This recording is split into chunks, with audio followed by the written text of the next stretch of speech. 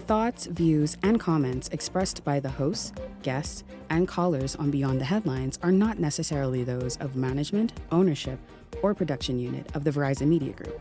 Beyond the Headlines is a production of ILTV Studios and cannot be reproduced or represented in part or entirety without express written permission of the Verizon Media Group. Beyond the Headlines is the intellectual property of the Verizon Media Group. Copyright 2021.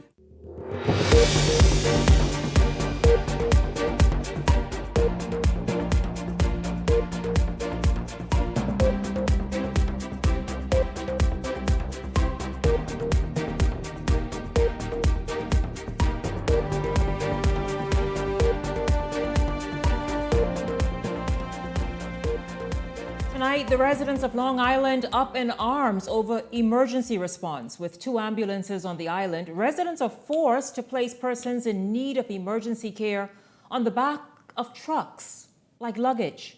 We talk about that tonight. Meanwhile, a single mother is begging for help. She feels abandoned by the judicial system, who's left her vulnerable to a stalker. She's here to talk about that tonight. And the battle of the hot dog, chips, and juice. No, it's not a fight, a food fight. It's a political fight in Fox Hill. We get to the bottom of it all. It's straight ahead this evening. This is Beyond the Headlines. Good evening. I'm Shanique Miller.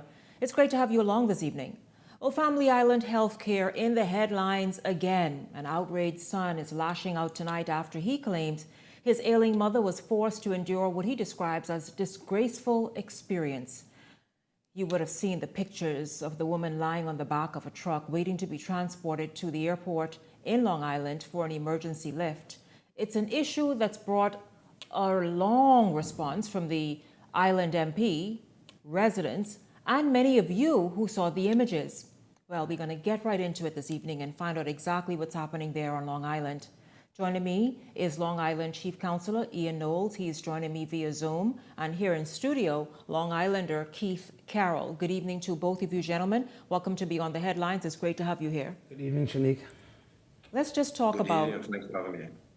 Hello to you, Ian. I hope that we can bring you up on excellent. It's great to see you. Good evening to you. Thanks for having me. Yes, well, you in Long Island, let's start with you. The images of that lady being administered to, and obviously everybody working and trying to, as best as they can, safely as possible, get her to the airport to get on an emergency lift went viral. It quite troubling that in 2025, this is what's happening. What was the situation that landed her laying on her back on the back of that truck? Well, you know, in Long Island, we have 2 ambulances, one at Sims Clinic that was donated by Alive and the other one at Dedminski Health Center. The one at Sims has been there for about almost 5 years now, and the one at Dedminski has been there almost a year. And none of them has even taken a person to this date from their home to the clinic or from the clinic to an air ambulance. And it's disgraceful and disheartening to see what transpired yesterday with Brenda Wells, being a mother, aunt, or sister, be traversed from the clinic to the airport on the back of a truck. And I was advised that she even got wet in the process of getting from the clinic. So it was raining in Long Island as well? Yes. Normally, when they have emergency, they advise myself and the administrator. But unfortunately, we was not aware of the situation yesterday. Other than that, we had to take other measures. What other measures would you have taken? Because those 2 ambulances have been sitting on Long Island like furniture or some kind of figurine for well over a year, and the other one about a year. What's the issue? The issue with the one in Sims, that has a myriad of issues. First, it was parked, standing there for years. Then I understand the ministry accepted it. It's sitting there at the clinic. Said it needed a battery, it has mechanical issues. There is no equipment in the ambulance, so it's just sitting there. I mean, it's taken to the dump. It's just an empty bus. Exactly.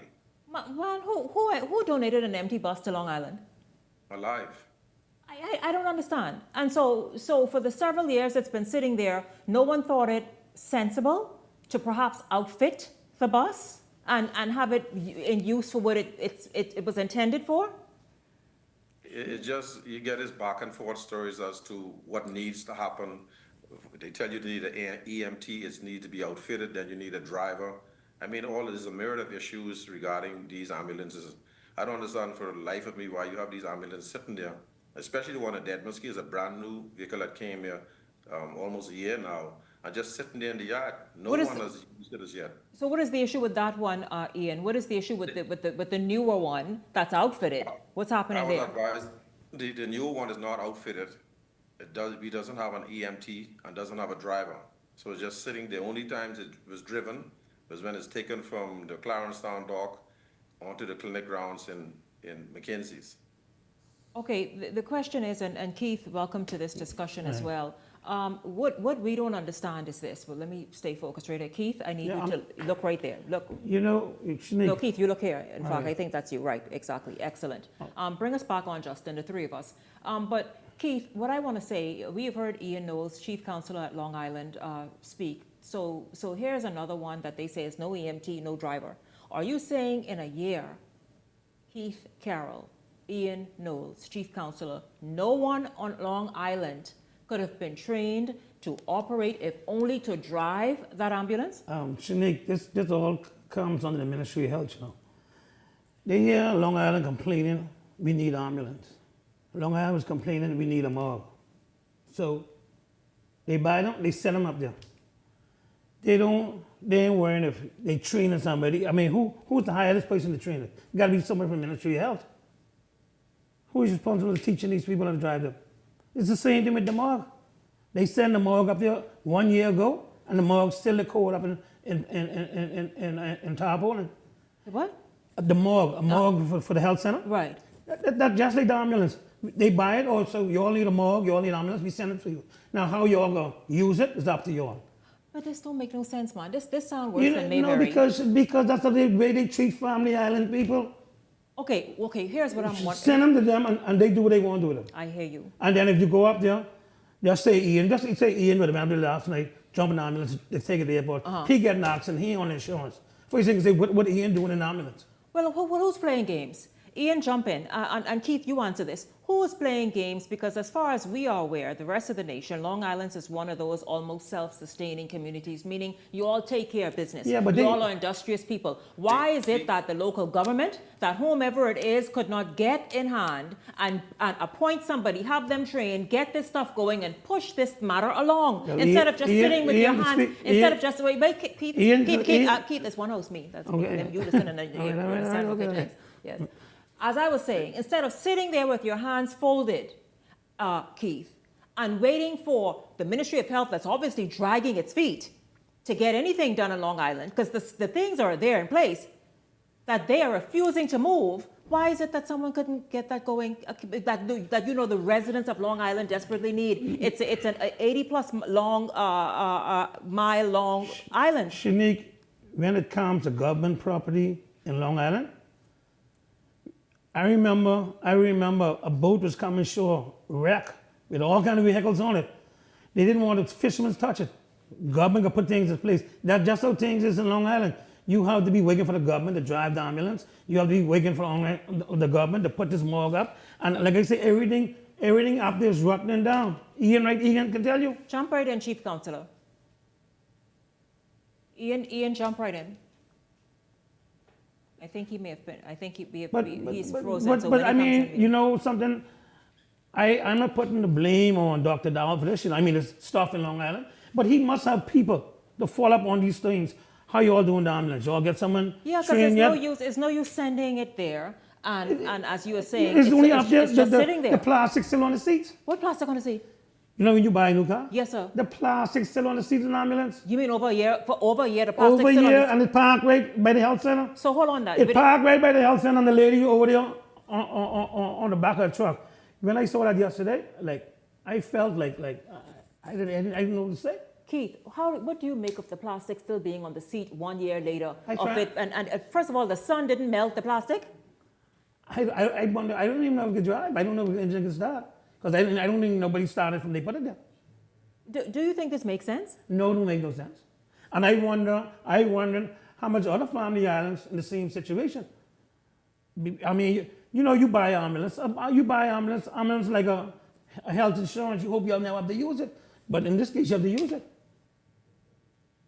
Talk about how degrading it is to have people put Man, on the... Sinead, I never see, we on Long Island, you have different chats and stuff, and they hear the people talking about it. Some people say they was crying to see this, the lady driving down through the rain on the back of a truck. You see, man, it's a big disgrace, man. Like an animal. Just like an animal. And the elderly, and I know her, such a nice lady. I mean, you would try to get a shelter for your dog in the rain. Ian, I asked the question before your connection, we lost your connection, about can Long Island not? You are one of the more forward-thinking, moving, getting things done islands in our archipelago. Could Long Island not, Chief Counselor, be able to go and say, listen, this is what we're going to do? The problem is you have to get access to the keys, so they would not release the keys, even if you want to drive the vehicle. Who has so the keys, Mr. Knowles? The keys, the persons at the clinic, and so their jobs Gotta would be be a in joke. jeopardy. So you mean the persons at the clinic couldn't get in and jump in and drive? It's a sad shit. The ironic thing is someone drove it from the dock to the clinic, but I don't. It's just so much bureaucracy and policies and procedures that they have to go through. I mean, the clinic that is built there in Deadman's Key, well, it is actually in McKinsey's. That was built by Long Islanders back in the 60s. And so every time they send an ambulance prior to now was a second hand. They maybe carry one or two persons and then it break down. This is the first time I think we got a brand new ambulance, but it's just sitting there doing nothing. People can drive it. Yes, no, thank issue God. with people driving it. Yeah, And thank God. Go ahead. I was advised that there is an EMT, but the EMT is in Sims Clinic. There is an EMT that can work that ambulance, But but they're They 40 miles to the north. but they are miles away. Yeah, like they Yes. down in the Berry Islands. That makes a lot of sense. No, that right there is I mean that's amazing. That right there. What do you make of that, Chief Counselor? I told them months ago, if that is the case, then you could take the ambulance that you have in Deadman's Key and take it in the north until you get an EMT in the south. Either vice versa, bring the EMT south or take an ambulance north and equip it. At least it could be someone could use it on the island. It's just sitting there. I mean, it makes no sense. So In the 21st century, you hear if something happened to you, either on the back of a truck or any vehicle. But This you been know, going on for decades. Successive governments have failed us. Shouldn't- Successive ministers have failed us. Yes. Successive MPs have failed us. It's just all talk. They'll come and promise you, oh, we could do this for you. And nothing never happens. Man, listen, Unless you do it for yourself, it ain't gonna happen. And I to keep telling people, only he who feels it knows it. Right. If it's one of their children or one of some of their families on the island, it'd have been a different story. Shanique, 3 It's weeks ago, painful, and especially when you see a lady on the back of a truck. That's what hurts me the most. It could be my mother or my sister. my gosh, I mean, Only us in the family islands feel this pain. And also you could ride around the corner, ambulance all over the place. But in the family islands, we're not family islands. We just like being all our over the islands. place, but- Shanique, Yes, sir. 3 weeks ago, they had a man at Stella Morris Airport on the back of the police truck for over 2.5 hours in the hot sun waiting on emergency flight. So this is something that's happening, In the hot sun? in the hot sun of Yes. Stella Morris Airport. So Yes. they didn't just, nobody recorded, they put it out, but that has happened 3 weeks ago. Yes. This is the second time in less than a month it's happened. This is a normal occurrence, just about every month. So this ain't nothing new. This Just, ain't just nothing only, new. just record it. Someone sent it out yesterday, and I say, you know something? The whole Bahamas can hear about this. Yeah, that is true. right. I mean, yeah, and it's from north to south. Everyone feeling the pain. Right, and that's what I want to ask you, Ian. You are the chief counselor there on the island. What are people truly saying? I mean, it's disturbing to see that you They continue are to just- go from year to year. And then what's are- even more vexing, you actually have an emergency response vehicle on the island that can make a difference for the island, even if it takes a while to get there just based on the length of the island. That's fine, once you know it's on the way. But so the EMT, this makes all the sense in the world. Just listen to this, y'all. I want you all to listen. Pull up. So the EMT is 40 miles in one direction, and the one working ambulance is 40 miles in the opposite direction. None can meet in the middle, and so this one can't drive that, and Ian, what are residents saying? Because I'll tell you, frustrated, see, there's no joke to that, and I didn't mean to make it light or flippant. There's no joke to that, because when people are in desperate need, and people who can ill afford to go and perhaps hire some sort of private response for themselves to make it quicker and better and more efficient, that they depend on this stuff. They depend on it. People's lives are depending on hopefully getting the quickest and best response that they can. Shanique, I thought after we had the accident with the 3 young men several years ago. Oh, I remember that. This would have been resolved. So after they died, I thought that would have been the nail in the coffin to make sure that we have a proper ambulance, because they had to treat those young men on the ground after the scene of the accident. And I thought that would have been a heightened time that they would have said, this is time now we should get a proper ambulance working for the island. And then why wasn't... We understand. I blame successive governments, because all of of course, this ain't a brand new problem, and that's the doggone thing. Like, come on, man, people are doggone tired of this foolishness. Well, I always say from Exuma to go south, it's not a part of the Bahamas. It's a different. So what it is? I don't know where we are. We always get left behind. From south of Exuma. You get Long Island, Auckland, Sugar Island, Ragged Island, even Cat Island. We like being not a part of the Bahamas. And then Michael, you're forgetting Michael. Yeah, but I see Auckland, Sugar Island, like one of your. You just like being not a part of the Bahamas. Gentlemen, what happens from here? Because quite frankly, I saw the Member of Parliament send something out. Man, he should have been talking from the time from whenever he initially sent it out. Don't just come now to try straighten up your part. I mean, this ain't trying to doggone measure situations. This is the time to get things done. What happens from here? Surely what needs to happen? Speak to the powers that be that somehow, and I'll tell you this, Beyond the Headlines reached out to the Ministry of Health to get a response. I am from after 11. I am told that that response is still loading. That's what that is. That's the word we use now. It's still loading. So meanwhile, what are you saying, sir? The thing is, if the EMT is in Sims, the EMT could be transferred into Deadman's Key, and I'm sure you could find a driver. But still, the vehicle is not equipped for the transport persons for emergency purposes. Which vehicle? Which one are we talking about now? The brand new ambulance that's sitting there. How is it not equipped to transport persons? It has nothing inside it for them to work with. So Ian, I mean, the vehicle was just brought here and never equipped for the purposes of transporting persons who are under critical care and needs assistance to go to the ambulance. So are you saying it's another bus? It's an open vehicle. Are you saying it's another bus? So, no, it's the same ambulance. No, that's what I'm saying. Yeah, because an ambulance is a bus, but just outfitted. Yeah, but it's not equipped. That's what I'm saying. It's not outfitted with what's necessary.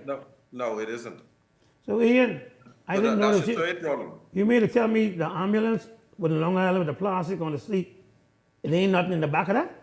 No, sir. So even if someone was drive, that wasn't no use yesterday? So that's not an ambulance then. That's not an ambulance. That's only a bus. It probably just have the painting on it to say, well, hey, it's loading. Again, it's loading. Lord, what is this? It was shipped out not equipped. You know, gentlemen, this is no joke though. No. It's no joke when you're dealing with human beings. 2025. And this would be going through in Long Island. And it's so sad to see it it getting worse. But Shanique, according to what I hear, the gentleman on the back of the truck, the Stella Morris Airport, was wasting this. He was in the sun for 2.5 hours. And you know Long Island hot, must be about 100 degrees. Minimum. And laying down on the back of a hot police truck, waiting on the ambulance. But nobody never sent a video to that. Probably this wouldn't happen if that video would have been up. But so you imagine if someone had to get transported from Gordon's to Deadman's Key, which is 40-some miles, to the clinic. Gentlemen. And what could happen in the process? Gentlemen.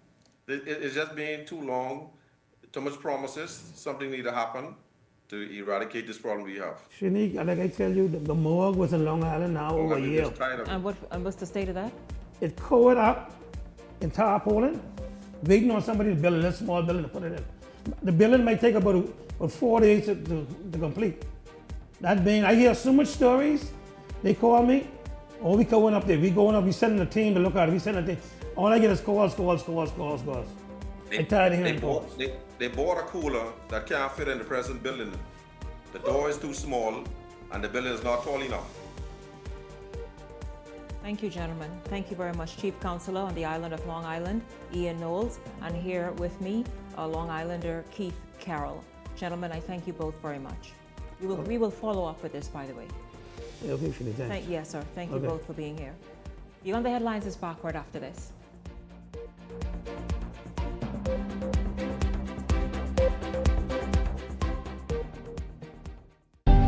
Cancer Treatment Centers of America is now City of Hope, creating one of the leading cancer care and research networks from coast to coast, providing more of what you need. More locations means more care closer to home. More specialists means more expertise. More research means more breakthroughs. More advancements means more treatment options. And more options means more hope. Call now to get more of the care you need.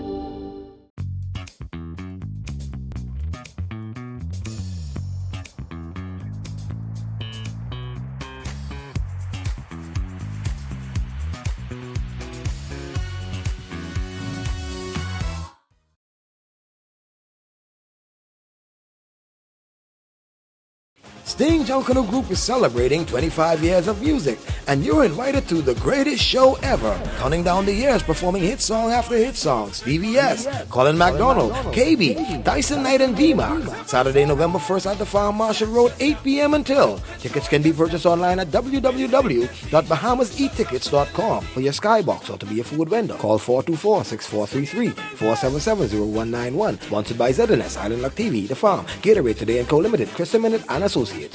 At the Water and Sewage Corporation, safety and convenience are our top priorities. However, our meter readers face challenges that can make their job difficult. Locked gates to guard dogs sometimes leads to missed readings and estimated bills, which can be frustrating for you and us. That's why we're upgrading to digital meters. They bring safety, accuracy, and convenience to homes across the Bahamas. We can streamline data collection, reduce on-site visits, and provide more accurate bills with no more estimates. Digital meters also help detect leaks early, saving you from costly bills and reducing water waste. Soon, a user-friendly app will let you track your water usage, manage bills, and stay informed, all at your fingertips. Over the next year, we're rolling out digital meters nationwide, transforming how we serve you with a safer and cost-efficient water supply. To learn about our digital meters, visit our website or call us today. And don't forget to update your information at any of our locations. I feel good when you're wrapped up in my arms, dancing to a reggae song. Feel good, feel good. I feel good, cause your perfume isn't loud, and only I can talk about. Feel good, feel good. You feel like velvet rubbing over my skin, and when your hair... It's me, Wednesday Addams. Your life just took a dark turn. I regret to inform you that I have devised the meal of misfortune with Wendy's. It's pure torture for your taste buds, with 4 nightmarish dips of dread. Don't waste my time asking which ones you'll get. You must surrender to your fate. Enjoy the anguish.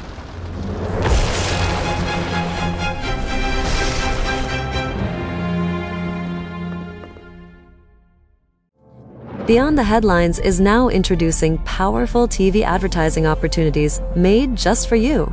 Choose our television ad package, 20 30-second ads for $2,000 or 20 60-second ads for $2,500 plus VAT. Prefer flexibility? Go a la carte. Just $150 for a 30-second ad or $200 for a 60-second ad. Step into the spotlight with our interview package. 1 15-minute interview for $500 or 4 for $15 per month. Or bring Beyond the Headlines directly to you with our live on location package, only $2,600 plus VAT. For more information, contact our sales agent at 242-466-6173. This segment is brought to you by EV Motors Fleet Sales Division. For 2026 commercial vehicles, call 821-2403 today.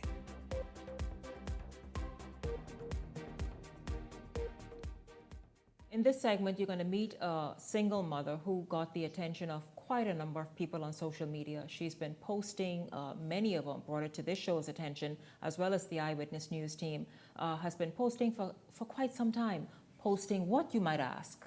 Well, posting and begging anyone to step up and help because she's being stalked by a man she does not know. She's fearful, and she sort of increased the posts after the gentleman showed up near her work and followed her. Deja is here this evening to speak and tell her story after she says that finally getting the police attention and getting several of them on board with her to assist her from different stations and divisions. Now, the hindrance is, the hiccup is, the speed bump is the court system.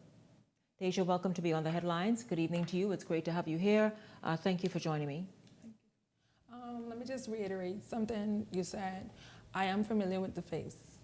Oh, you know this person? I am familiar with the face, and I think that's where everybody is. They're reading into the post the way they want to read into it. However, this is my story, this is my situation, and I'm living this nightmare. It started a few years ago when it was just messages from random different Facebook accounts. And I would just, ignore it, because people on social media can be very weird. So I would just look past it because it didn't come as the Ashton account that's messaging me now. It came as different accounts, Sniper this, then it would have just random names. I couldn't identify exactly who it was. However, in May of 2022, I got a video call, and this person was ejaculating on the video call. I answered the video call because I'm concerned who's calling me at this time, and it was like midnight hours, so I'm concerned who's calling me. I answered the call. I realized what was going on, so I immediately hung up. I did message, send a follow-up message asking, who is this after the video call?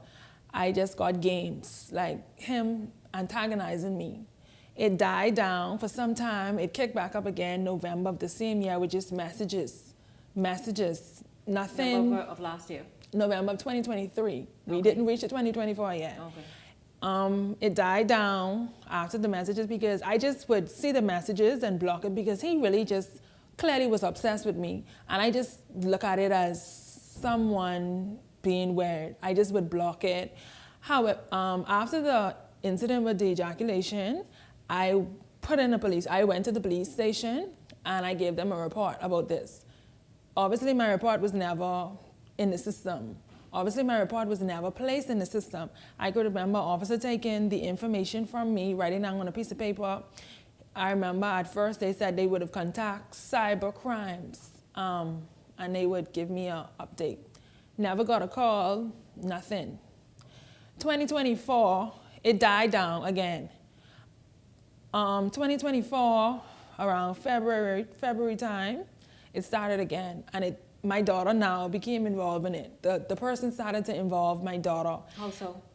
He would say that my child, he's checking on me and my child, and he would just have this thing as we're a family, and he needs his family. That's the desperation he presented.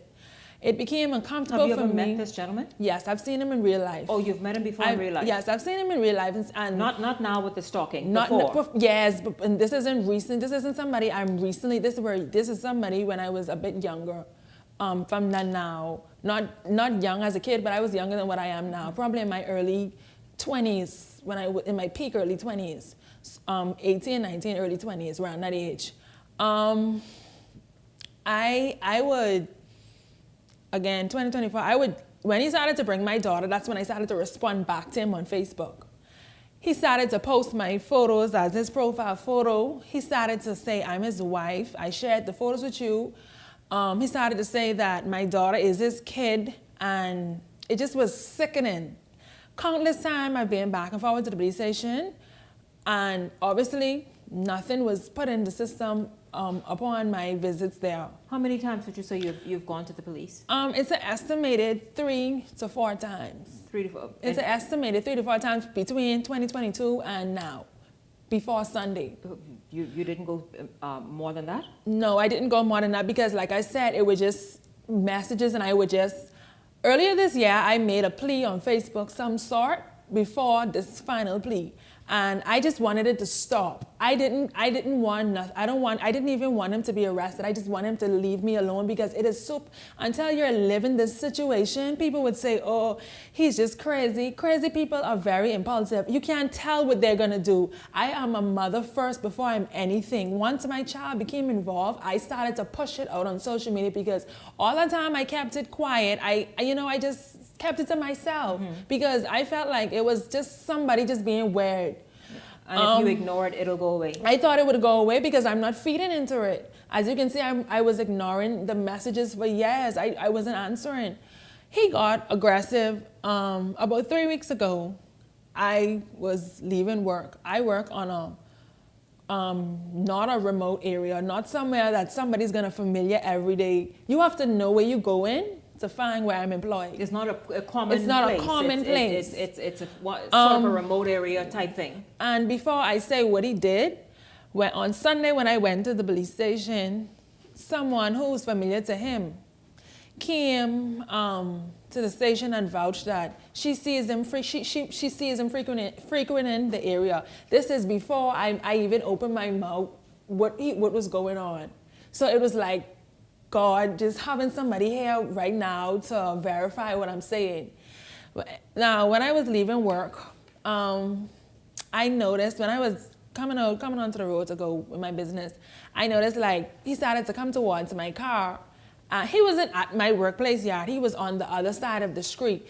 And it made me, when people say he's crazy, he's not crazy because a crazy person would have come directly to my my place of employment looking for me. A person in their right mind knows the police cannot do nothing to them in the road or in a public space. Therefore, he utilized the public space and he came behind my vehicle as I left the area. I almost got in a car accident trying to just pass, just get away. And that's when I really started to like become more anxious because now you're looking for me. I didn't know this individual was incarcerated recently. I had no idea. However, when I look back in my messages, I realized that this person is recently out of jail and they're now looking for their wife and kid. And they want their family together. So I'm not sure how he's getting information. I'm not sure how he's doing it. I just wanted to stop. I went to the station, shout out to Officer Gardner at Carmichael Station. He did an amazing job with taking my statement. He went from the beginning. He sat down with me. He took his time. He went thorough. He instructed me what to do on Monday morning. On Monday morning, which would have been yesterday, I went to the magistrate court. I went to the magistrate court. And I followed Officer Gardner's instruction by saying that I need to bound this person over to the, I need to put a restraining order and this person needs to be bound over to the peace.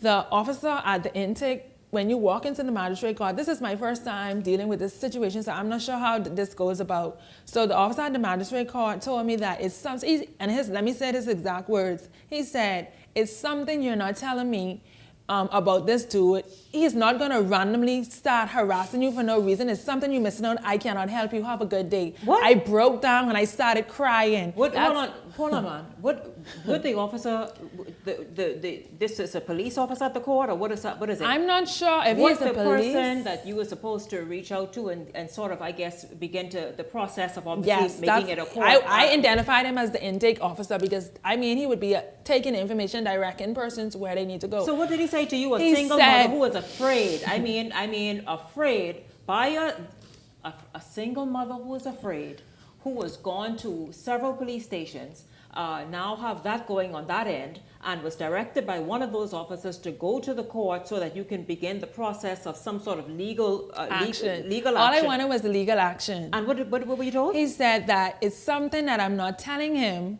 that I'm missing out something and I'm not telling him, and there's no way a man is gonna just start randomly stalking me. That's what his words. I said, and I cannot help you. Have a nice day. I broke down and crying. Everyone around the court was looking for me. I proceeded to go live on Facebook asking eyewitness to see if I can get my story out, because if it was just me, I wouldn't have taken this far. But you're involving my kid.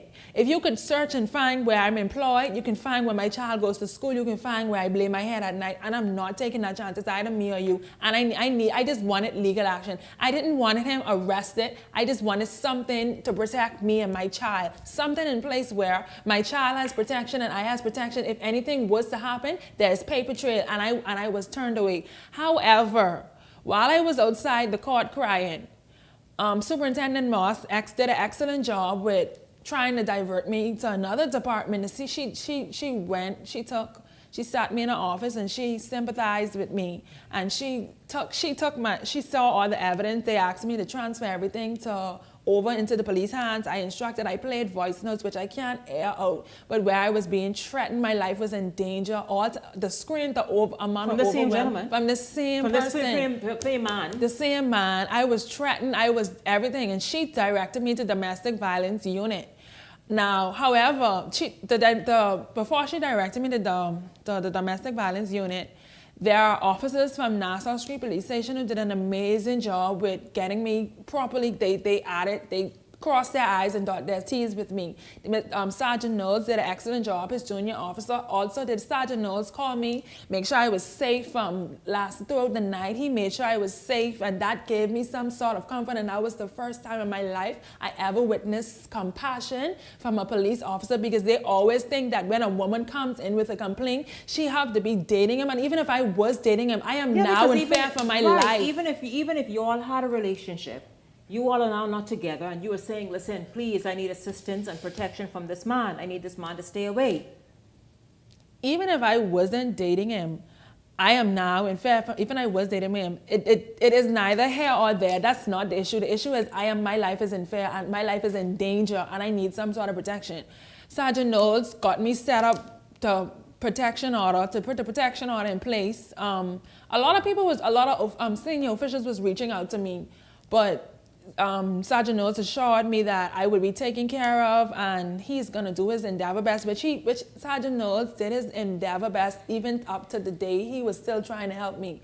I went to the domestic violence unit today, and they did an excellent job, thorough job, make me fill out all the forms to put the protection order in place. I went to file a protection order. I was told they cannot grant me a protection order because this man and I had no relationship together. We did not sleep together. We were not girlfriend and boyfriend. Therefore, they cannot grant me a protection order. Mind you, yesterday they told me that I cannot put a restraining order against him because I don't have any information, and they cannot give me his date of birth, which would be a breach of privacy, which is understandable. So if I can't put a restraining order on him and I can't get a protection order, what can I do? What is left? I went today. They tell me sit down and wait on the magistrate. The magistrate was nowhere to be found. I don't know what to do at this point. When I left the court, as soon as I probably sat back down in the comfort of my space where I was, he was on social media again, posting, he's not going to stop, all in this nature. And it's very telling because I am a very strong person and there's a lot I've endured. However, this is something that I cannot endure. It has me uncomfortable. It has me uneasy. Everybody keeps saying, he's crazy, don't worry about him. But like I said, crazy people are very impulsive. You cannot tell what they're going to do. You cannot underestimate anyone, and it is shocking to hear the way you were treated by the court system, treating the single mother who she have no uncle who is so and so, or no aunt who is so and so, or father who is so and so. No, she's on her own trying to seek assistance. What is it that you be gonna do? Wait until, God forbid, that this turns ugly, and then everybody then make their statement. Is that what it is? Everyone wants to then show up and make their statement and talk about how women's rights and women's this and the next thing. I mean, this woman, Deja Trico, needs assistance. Deja needs someone in the courts to be able to, and then furthermore, you perhaps need even more than that. Because you know, to be a single mother, you're fearful because now your kid has been brought up into it, and all. So I understand exactly how you're feeling. Hopefully some organizations can reach out to you to further push this for you. It's not like I don't have any evidence or I'm just talking. I have overwhelming evidence that everything I'm saying is valid.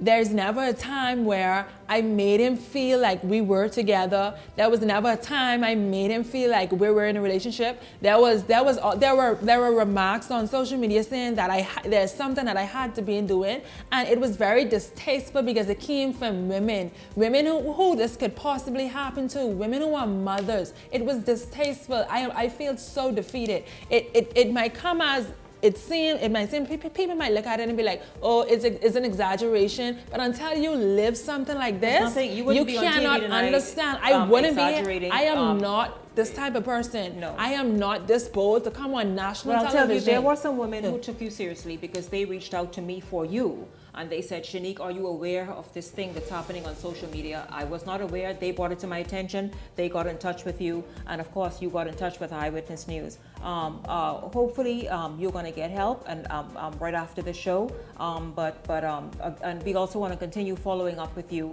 on this. And you can get that restraining order against this gentleman. And that's just the start of what will happen for you. Thank you very much, Deja Trico. We will follow your story. And see it to a beautiful end where you have peace, is what I mean. Beyond the Headlines is back right after this. Stay close.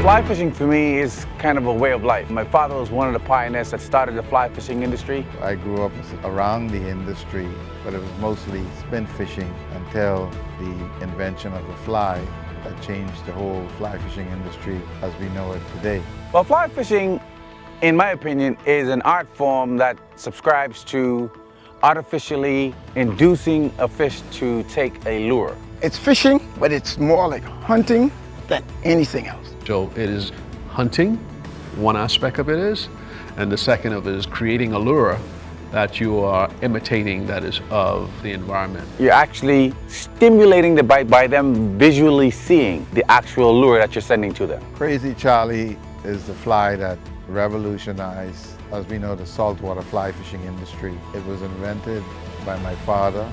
He recalls seeing the bonefish chasing a little bait fish called a minnow. He took a couple chicken feathers and some bead eyes of a military tag, and that was the beginning of the advancement of saltwater fly fishing industry on the flats as we know it today. The importance of that fly allow you to be able to fish for bonefish in various depths of water. Captain Rupert Lead, my dad, who's also a pioneer in the industry, his fly was called the gotcha fly, and it emulates two things: the minnows, which is a small bait fish, and also a shrimp pattern. See, there's so many legends that I'm now standing on. Percy Darville, Ivan Nemo, who would have passed, Raymond Mackey, you've got Sidney Nemore, Carl Moxie. These guys were filled with knowledge. They were self-imposed scientists. They saw these fish act in a certain way, and they know how to target them on specific tides. I feel extremely proud to carry the baton on, knowing that I can actually teach other youngsters how to carry the mantra, and they themselves can pass it on to other generations.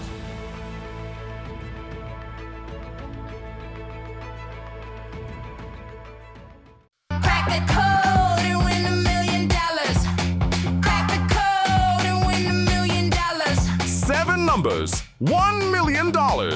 Every 3 days, a number is revealed. Act fast, your million is waiting. Crack that code when $1 million clear. Crack the code before the last lock clicks shut. Get ready to join the winner's circle, only at islandluck.com.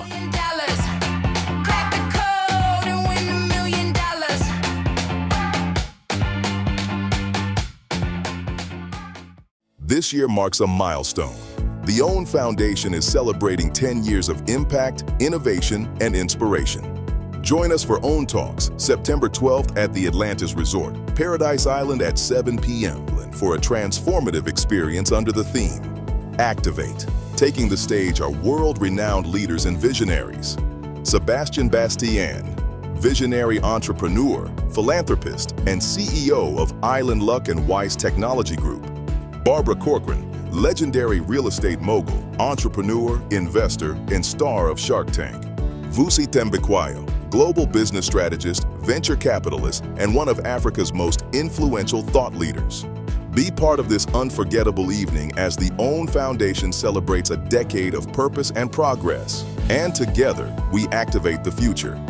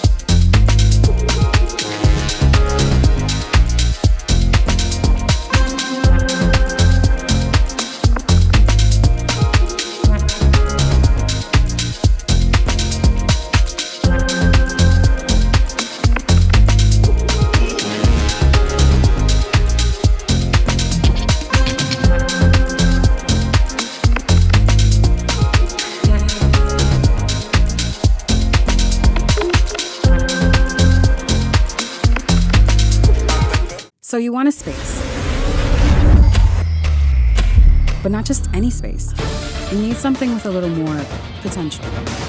So how about 1,000 square feet of room to play with?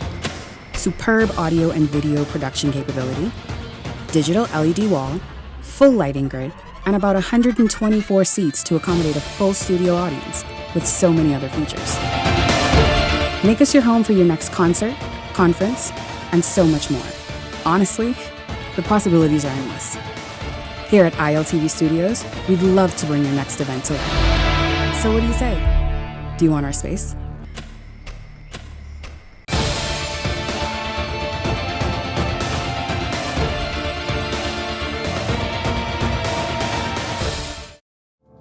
Beyond the Headlines is now introducing powerful TV advertising opportunities made just for you.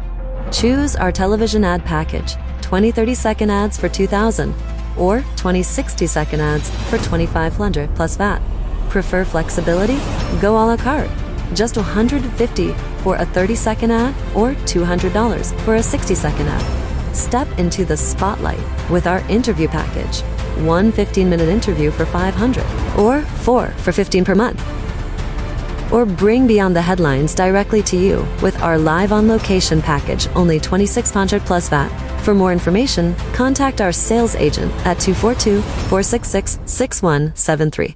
To you by EV Motors Fleet Sales Division. For 2026 commercial vehicles, call 821-2403 today.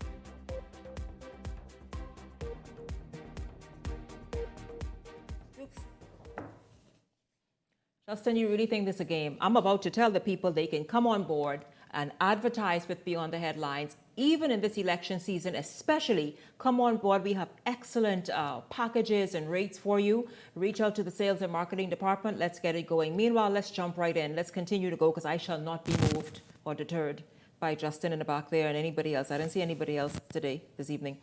So let's just jump right in. Welcome to Beyond the Headlines, BTH contributors, Gabrielle McKinsey Aeneas and Ellington Ferguson. Good evening to both of you and welcome to the show. Good evening. Good evening, Bahamas. I know it's very just troubling and shocking and everything. What we heard, Deja Trico, her story and her experience that she is now living through right now. Just very quickly, you all want to weigh in on that? Shanique, this is evidence of a system that is failing us, that is failing the Bahamian public. There's an element of sophisticated criminals out there that knows and understand this, and they're taking advantage of it. And if we don't fix this and do something, we'll see more of these things happening. We just see cases in other parts of the world. A lady from Ukraine went to the United States to live, got on the train, just moving about, just got off from work. Gentleman sat in the back of her, stabbed her to death. We got some sickos out there, and we must adjust our system to deal with it.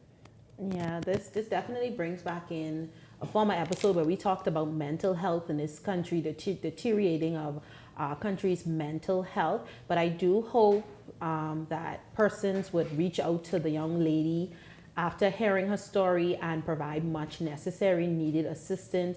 Any of our women member of parliament, they do a lot of work in with Seawill, Foam, I understand. Women United. Yeah, I Women spoke United, with Candy. yeah. Candy is well aware of it. Candy spoke with her yesterday, and Candy intends on reaching out to her again. I hope that Lisa Bostwick Dean as well reach out to her from Women United and just get some strength behind this woman. Yeah. Meanwhile, you all, and of course, this show is committed to following up on that, and so we will do that. But I want to get to some hot topics right now. Following a recent event hosted by the Free National Movement's candidate for Fox Hill, Dr. Nicholas Fox, a video circulating on social media has drawn significant attention to the community doctor. You see, Dr. Fox invited Fox Hill residents to join him for a free community event featuring chips and hot dogs and juice. However, the event has sparked controversy. In a news release, the Member of Parliament for Fox Hill, Fred Mitchell, publicly urged constituents to avoid the giveaway, citing health concerns over the food being served. Mitchell's comments have led to a sharp rebuttal from Dr. Fox, who defends the event and insists that the items are safe for consumption. It's comical. Obviously, the lead clown in the circus of the PLP speaks again. I'm a physician. I know what's healthy, what's not healthy. I have decided to use 100% Angus beef hot dogs that has less sodium, less sugar, and that is recommended by a lot of food places to eat. Also, we have people with food handlers certificates that will be serving the food. My headquarters is clean. Like I said, I'm a physician, so I know what is required for public health and safety. He's like a bottle of medicine on the shelf. His time is expired, and he will be thrown away soon. He's being rejected by the Fox Hill people because he has done nothing for them in the 100 years he has been the representative. He is a parasitic opportunist that has sucked off the PLP to support his malignant narcissism for the last 100 years, and he has done nothing for the people. So now they are fed up with him, and he sees the writing on the wall, and he's divisive. He's dividing the community. I am offering health care free for the general population. He's also a pathological liar. He came and he said that the Fox Hill Clinic is open, and it's not. No services are available, only for immunization. And on the last Friday or Thursday, whatever day of the month, there's a physician there for the elderly. Other than that, the clinic is closed and there are no services available.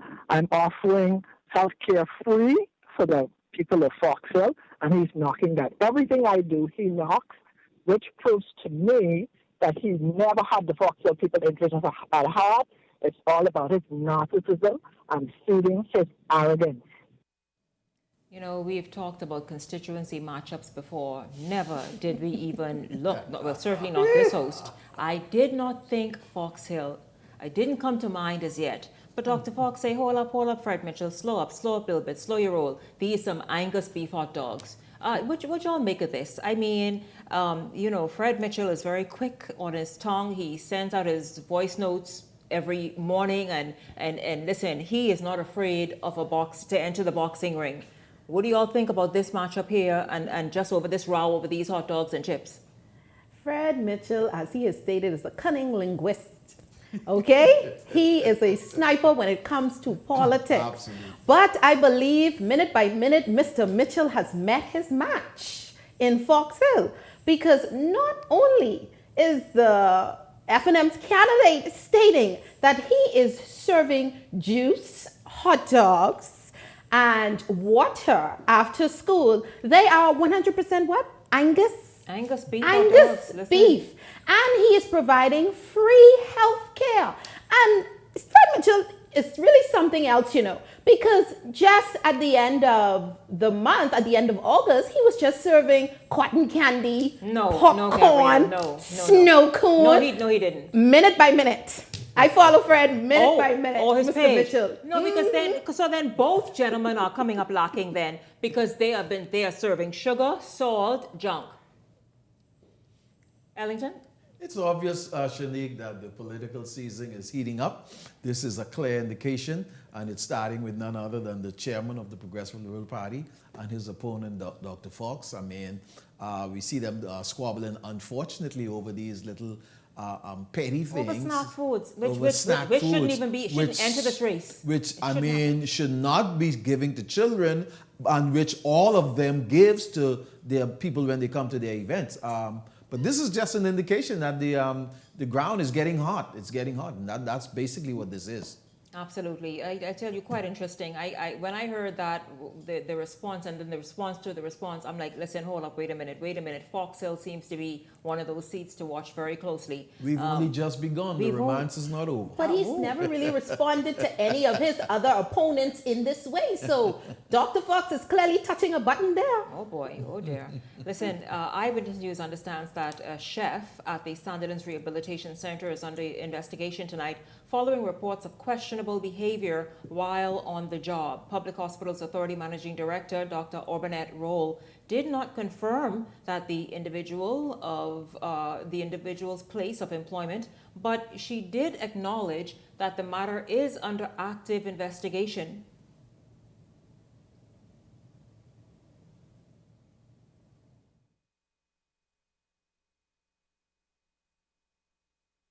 Received notification, and I have reviewed a video that has gone viral in relations to the patient's food and the food being cold, etc. I can say at this moment that we are investigating the matter, and moving forward, we will seek to ensure that those things don't happen again. And so we are just in the investigative stage at this point. Should we have any further information, we'll be happy to lay over the elements for which we can lay over to the public. But I want to reassure the public that we're moving forward to ensure that the patients get their food on time and we don't have any of these complaints moving forward. Whether they are a patient or whether they are a customer and they experience an event as such, there is a proper process. For our employees, they have the right to complain, but there's a process for that, and that's done internally. And so going out to the media and posting doesn't bring anything positive at all. Like any other organization, mistakes are made, and we have the ability to fix it. So, if it is deemed to be an employee, then we deal with it in accordance to all of our policies and procedures. Outside of that, as it relates to patients as well, we will move forward with that as well. Well, I tell you, I don't know much about whatever she said now than before she said it, because we don't know now, like the Bahamas Air incident. What's been going on? Those pilots in the cockpit. What is this person, this chef, been up to at Sandilands Rehabilitation Center? But there you have the PHA Managing Director, Dr. Orbanet Roll, says that they're on top of it. And that's good for everybody to know, right? Everybody who has anything to do with Sandilands Rehabilitation Center. Meanwhile, a 66-year-old woman convicted of attacking her husband's sweetheart with acid is now appealing her 7-year jail sentence, arguing it's too harsh. Pandora McKinsey was handed the maximum penalty last year after being found guilty of causing dangerous harm. Authorities say McKinsey lured her husband's mistress to a meeting spot before throwing acid in her face. The woman suffered serious injuries to her eyes. McKinsey's attorneys are now asking the court to appeal to reduce her sentence, pointing to her previously clean criminal record. For now, the appellate court has reserved its decision. Eyewitness News will continue to follow this story. And that is quite unfortunate, isn't it? A 66-year-old woman being drawn in by the dalliances of her wayward husband, and felt the need to have to go and attack the husband's side piece, and got herself now in this problem. You all, what are your thoughts? Anything you wanna? I mean, Shanique, she's now trying to get a lower sentence. I would agree for it if she could see if she could undo. I mean, because people with committing more serious crime be out on the street. This woman immediately have that. How much is 7 years? If she could undo the damage that she's done, to the other woman with that acid. If she could undo that, because you're appealing now She's for maimed her. a lower sentence. You say it's harsh. What about this woman with her eyes? I mean, is her eyes fixed? Is she going to have those her features back to normal? So you got to think about these things. And I mean, at 66, come on, man. What are we thinking? Your husband decide that he want to go with someone else. You decide, you make your decision, and you leave. We should be mature. At 66 years old, it definitely does seem strange, that type of behavior, but it's not uncommon in our society. I think social media has made a lot of things prevalent, because growing up, I heard a lot of these stories that would go around in reference to how men and women would carry on. But I think her attorney is appealing it because we have murderers out on the street walking freely, and their client is behind bars serving. So is the system then distributing equitable punishment for crimes committed? I think that's the story that persons are asking. And furthermore, you all are very bold in this room. You, Gabrielle and Ellington, you all are saying because she's 66, she must no longer have feeling for her husband and want her husband to herself. Will you say that? What are you all saying? That she is so mature. She should understand if he wants to run around and have his fun. She should just not. The acid is a bit much. But you know, so that should teach you a lesson. You can't get me to hurt another man because of you decide you. Because you all can think we're different. But you know, the husband should serve some of the time. How about that, sir? No, because keep your little situation. He's probably somewhere frolicking with someone else now. Keep your little situation with the woman lying to you about anyways.